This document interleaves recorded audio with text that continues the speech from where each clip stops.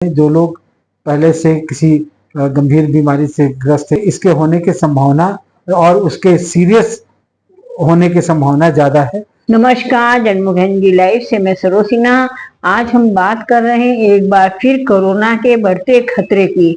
Corona का नया variant पूरी दुनिया में तेजी से फैल रहा है।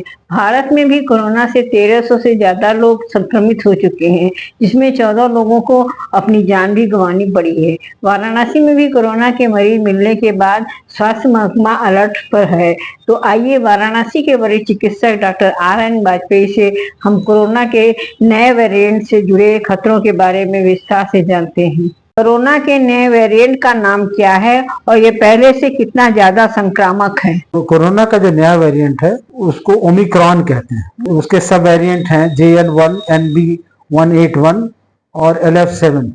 लेकिन ये वेरिएंट जो है they are generally they cause mild symptom बस खाली इनके होते हैं। लेकिन यहाँ पर ये जानना जरूरी है कि जैसे कोरोना काल में जो लोग पहले से किसी गंभीर बीमारी से ग्रस्त है, जैसे कार्डियक पेशेंट है या और सांस के मरीज हैं, इनमें इसके होने की संभावना और उसके सीरियस होने की संभावना ज़्यादा है। आमतौर पर लोगों को तेज बुखार आ रहा है और थोड़ी सी वीकनेस उनको औरों की अपेक्षा ज़्यादा हो रही है। बस इसके अतिरिक्त वो अपने समय से हफ्ते 10 दिन में ख़त्म हो जाएगा। तो लेकिन जो वल्नरेबल जो ग्रुप है उसमें घातक हो सकता है और शायद जो अभी तक इसमें कैजुअलिटीज हुई हैं वो ऐसे ही लोगों में हुई हैं जिनमें किसी प्रकार की कोई पुरानी बीमारी रही हो या वीकनेस रही हो। क्या ये ज्यादा जानलेवा भी है? नहीं, आप जैसे मैंने बताया कि इसके सिम्टम्स माइल्ड होते हैं, मतलब हल्के, ये जो नॉर्मल जो वायरल फीवर होता है उसी प्रकार के इनके सिम्टम्स हैं और अपने समय से धीरे धीरे खत्म भी हो जाते हैं। इस वेरिएंट के लक्षण क्या हैं? क्या ये पिछले वेरिएंट से अलग है? हाँ, थोड़ा सा अलग है क्योंकि इसमें बुखार लोगों को ज्यादा आ रहा है। सांस की तकलीफ आमतौर पे नहीं हो रही है, कुछ लोगों को जो है सांस की तकलीफ भी हो रही है, लेकिन वो उतनी ज्यादा नहीं हो। हाँ, वही वल्नरेबल ग्रुप जो है वो उसको सांस की प्रॉब्लम हो सकती है। क्या बुखार, खांसी या स्वाद गंध का जाना अभी भी लक्षण है?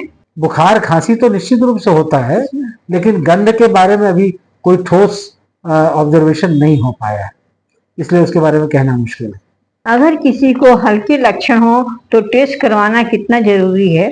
करवाना सिर्फ उसके लिए ही जरूरी नहीं है बल्कि औरों के लिए जरूरी है जिनके साथ वो रहते हैं या जहाँ मूव करते हैं। तो उसके लिए जरूरी है कि आइसोलेशन अगर है तो बेहतर होगा कि वो आइसोलेशन में चले जाएं और जिनके आसपास के लोग हैं वो बाकी और जो प्रिकॉशन जैसे मास्क का यूज लगातार करना, हाथों की सफाई, पर्सनल हाइजीन का को ध्यान में रखना, ये इम्पोर्टेंट इसलिए बनता है कि उनका अगर सस्पिशन है तो उन्हें अपनी जांच करानी चाहिए।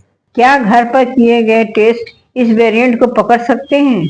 मेरी नॉलेज में तो अभी घर पर इसके टेस्ट हो रहे हैं, इसके बारे में मुझे जानकारी नहीं है। लेकिन बेहतर होगा कि वो लैब में ही जा करके या इंस्टीट्यूशन में जाके जहाँ पे इसके टेस्ट होते हैं वही करें। पॉजिटिव आने पर क्या कदम उठाने चाहिए? सबसे पहला तो उसको आइसोलेशन होना चाहिए, जिससे दूसरे के संपर्क में एक निश्चित अवधि तक वो न रहे, तब तक वो उसके अंदर ही कीटाणु मौजूद है। आसपास जो परिवार के लोग हैं वो भी अपने बचाव के लिए पर्सनल हाइजीन, जैसे मैंने बताया, मास्क का उपयोग, ये इसका इस्तेमाल करें। पहले से वैक्सीन लगवाए लोगों पर नया वेरिएंट कितना प्रभावी है? ये कहना मुश्किल है, लेकिन निश्चित रूप से जिन्होंने वैक्सीन लगवा रखा है उनमें चांसेस कम हो सकते हैं, लेकिन वो पूरी तरह से सुरक्षित होंगे ये कहना मुश्किल, क्योंकि ये एक सब वेरिएंट है जो कि उसको बाईपास भी कर सकता है, इसलिए बचाव फिर भी उतना ही इम्पोर्टेंट है। क्या बूस्टर डोज लेने की जरूरत है? बूस्टर डोज किसका लेंगे, क्योंकि वी डू नॉट नो कि जो है ये इसका जो सब वेरिएंट है उस पर पूरी तरह से इफेक्टिव होगा या नहीं, तो इसलिए बूस्टर डोज का कोई खास रोल समझ में नहीं आता। पहले कोरोना संक्रमित हो चुके लोगों को भी फिर संक्रमित होने का खतरा है? हो सकता है, क्योंकि ये वो सेम वेरिएंट नहीं है और उसका सब वेरिएंट है, इसलिए ओमिक्रॉन, तो ये ऐसे लोगों को भी संक्रमित कर सकता है, स्पेशली जो वल्नरेबल ग्रुप है उनको हो सकता है। वल्नरेबल ग्रुप में कौन कौन से लोग आएंगे? वल्नरेबल ग्रुप में आमतौर पे ये सांस के रोगी, सीओपीडी के पेशेंट और कार्डियक पेशेंट, किडनी रोग से जो ग्रसित हैं वो, तथा अन्य जैसे एड्स के रोगी हैं या किसी भी वजह से जो क्रॉनिक किसी डिजीज से ऑलरेडी ग्रसित हैं, जिनका उनका अपना जो इम्यून सिस्टम है वो कमजोर हो गया है, तो ऐसे लोग किसी भी, सिर्फ यही नहीं बल्कि किसी भी इन्फेक्शन के प्रति वो प्रोन होते हैं, मतलब उनको हो सकता है। उसी प्रकार से इसी ओमिक्रॉन का जो ये कोविड-19 वायरस है, इससे भी वो भी ग्रसित हो सकते हैं, जो कि औरों की अपेक्षा ज्यादा संभावना उनकी होती है। अगर संक्रमित हो जाए तो घर पर क्या सावधानियां रखनी चाहिए? सबसे पहली बात तो यह है कि उसको अपने आप को अपने कमरे में अपने आप को सीमित करना चाहिए। बाकी लोगों को मास्क का प्रयोग करना चाहिए। पर्सनल हाइजीन, हाथ को बराबर धोना, यदि कोई खाना पीना हैंडल कर रहा है तो उसको अपने हाथ मुंह कायदे से साफ करने चाहिए। जब तक उसे सिम्टम्स हैं, जब तक उसमें रोग की होने की संभावना है, तब तक अपने आप को वो आइसोलेट कर ले, अलग कर ले। यही सब असली बचाव का तरीका। कौन सी दवाइयां ली जा सकती हैं और किनका परहेज करें? निश्चित कोई दवा इसके लिए नहीं है।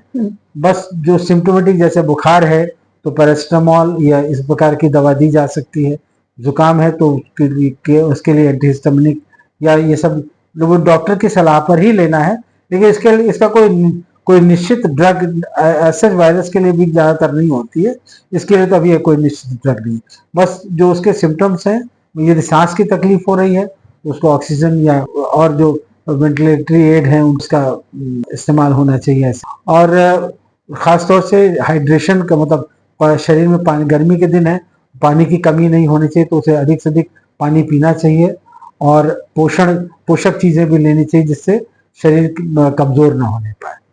क्या अस्पताल में भर्ती होने की जरूरत इस वेरिएंट में ज्यादा होती है? ऐसा कुछ ज्यादा होने की बात नहीं, लेकिन हाँ, यदि उसमें उसके कॉम्प्लिकेशंस होने, जैसे सांस की तकलीफ हो तो ज्यादा हो जाए तो निश्चित रूप से उसको हॉस्पिटलाइज करने की जरूरत है। क्या मास्क और सोशल डिस्टेंसिंग अब भी उतने ही जरूरी हैं? उतने ही जरूरी। सोशल डिस्टेंसिंग और मास्क का प्रयोग ये उतना ही जरूरी जितना कोविड-19 के समय में था।